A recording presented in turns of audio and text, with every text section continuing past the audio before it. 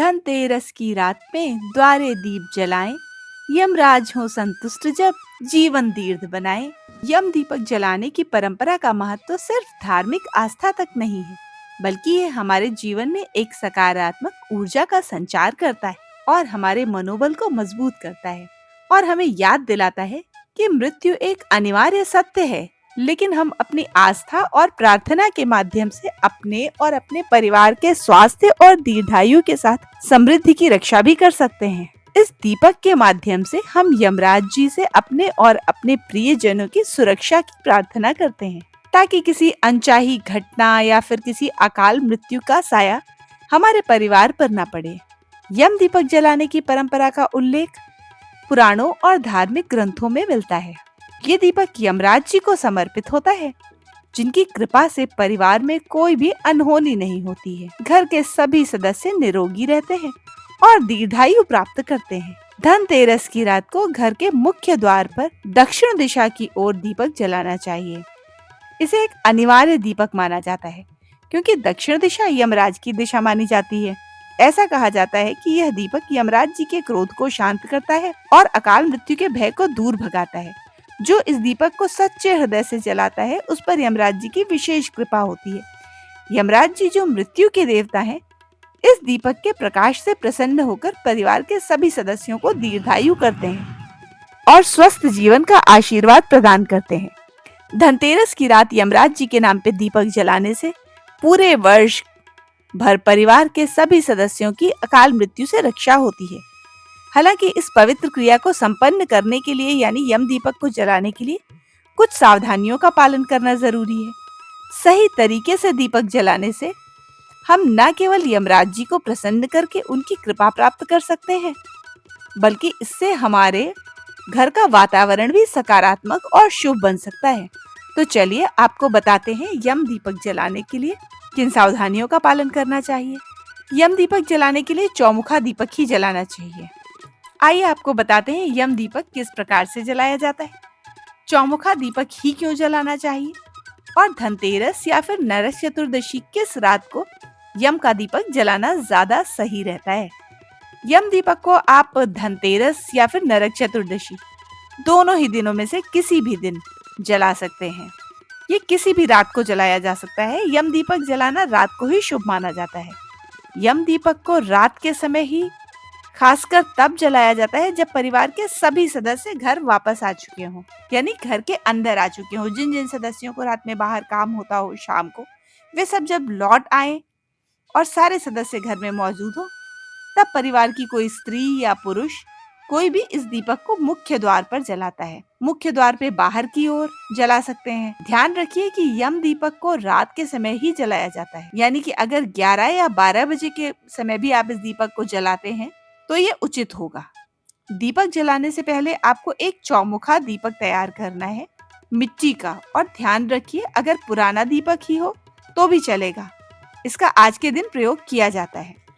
यदि आपके पास चौमुखा दीपक नहीं है तो आप गोल दीपक, पुराना मिट्टी का दीपक ले लें, उसमें 4 बातियां लगा लें और उस बत्ती को इस तरह लगाएं कि उसकी चारों बातियां चारों दिशाओं की तरफ फैल जाएं, ताकि वह चौमुखा दीपक आपकी चारों दिशाओं से रक्षा कर सके। और यदि मिट्टी का दीपक ना हो तो आप आटे का दीपक बना सकते हैं और उसमें 4 बातियां लगा सकते हैं और बातियों को चारों दिशा में फैलाकर उसके बाद उसमें सरसों का तेल भर देना चाहिए और उसमें एक सिक्का अवश्य डाल दें।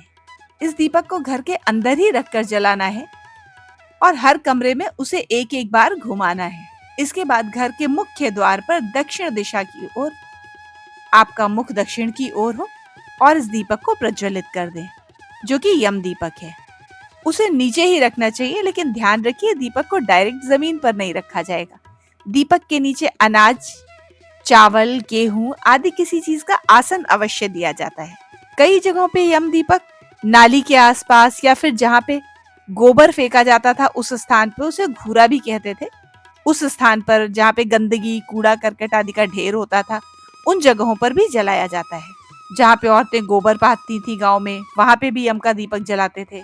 तो इस तरह से जहाँ भी आपके यहाँ परिवार में जैसी कुल परंपरा हो, या तो आपके द्वार पे या फिर घूरे पे या फिर जहाँ कूड़ा डालते हैं उस जगह पर यम का दीपक जलाते हैं। इसे अपने परिवार की परंपरा के अनुसार ही करना चाहिए। अगर आपके पास मिट्टी का पुराना दीपक नहीं है तो आप आटे का दीपक इस्तेमाल कर सकते हैं। बस दीपक चौमुखा होना चाहिए और दीपक जलाने के बाद यमराज जी का स्मरण करके उनसे प्रार्थना करनी चाहिए कि आप हमारे और हमारे परिवार के सदस्यों की अकाल मृत्यु से रक्षा करें और हमें भय से मुक्ति प्रदान करें और हमारे परिवार को आरोग्यता का आशीर्वाद दें। उत्तम स्वास्थ्य की इच्छा भी यमराज जी के समक्ष ही करनी चाहिए। धार्मिक मान्यताओं के अनुसार यम का दीपक जलाने के पीछे एक पौराणिक कहानी है। किसी राज्य में हेम नाम का एक राजा था। देववश उसका एक पुत्र हुआ। पुत्र की कुंडली जब राजा ने पंडितों को दिखाई तो पंडितों ने कहा कि आपका यह पुत्र है तो बड़ा योग्य, किंतु इसके विवाह के 4 दिन बाद मृत्यु हो जाएगी। जिस बात से राजा बड़ा दुखी हुआ। उसने अपने पुत्र को ऐसी जगह भेज दिया जहाँ पे किसी भी कन्या का साया उसके ऊपर ना पड़े। राजा ने अपनी तरफ से तो पूरी व्यवस्था की, लेकिन दैववश वहां पे राजकुमार को एक राजकुमारी मिली और राजकुमार ने उससे विधिवत विवाह कर लिया। विवाह के 4 दिन बाद जब राजकुमार की मृत्यु हुई तो उसकी पत्नी बहुत दुखी हुई और उसके करुण क्रंदन से यमराज के दूत भी डर गए और वे वापस यमराज के पास गए और उन्होंने यमराज से पूछा कि महाराज, कोई ऐसा तरीका बताइए जिससे कि व्यक्ति अकाल मृत्यु से बच सके। तब यमराज ने कहा, एक ही मार्ग है जिससे व्यक्ति अकाल मृत्यु से मुक्त हो सकता है। यमराज जी ने कहा, कार्तिक मास के कृष्ण पक्ष की त्रयोदशी की शाम को दक्षिण दिशा में जो मेरे नाम का दीपक जलाएगा उसे अकाल मृत्यु से मुक्ति मिल जाएगी। इसी कारण हर साल इस दिन यम का दीपक जलाने की प्रथा है। यम दीपक जलाने के बाद जो सबसे खास सावधानी आपको बरतनी चाहिए वो ये है कि अगले दिन सुबह सवेरे ही इस दीपक को विसर्जित कर दिया जाता है। इसे सुबह उठते ही विसर्जित कर दिया जाता है और इसमें जो भी बत्ती या तेल जो कुछ भी बचा हो वो सारी चीजें किसी चौराहे पे विसर्जित कर दी जाती हैं और इसमें जो सिक्का होता है उसे भी चौराहे पे ही डाल दिया जाता है। और साथ के साथ इसमें जो आपने 1 रुपए डाला था और इसके नीचे जो चावल या अनाज रखा था उसे भी किसी ऐसी जगह पे डाल दिया जाता है जहाँ पक्षी या कोई उसे प्राप्त कर सके और इसे अपने घर से थोड़ी दूर विसर्जित करना चाहिए।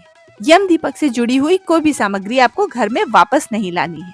यदि आज के वीडियो में दी गई जानकारी आपको पसंद आई हो तो प्लीज मेरे वीडियो को लाइक कीजिए और इस चैनल को सब्सक्राइब कीजिए। धन्यवाद।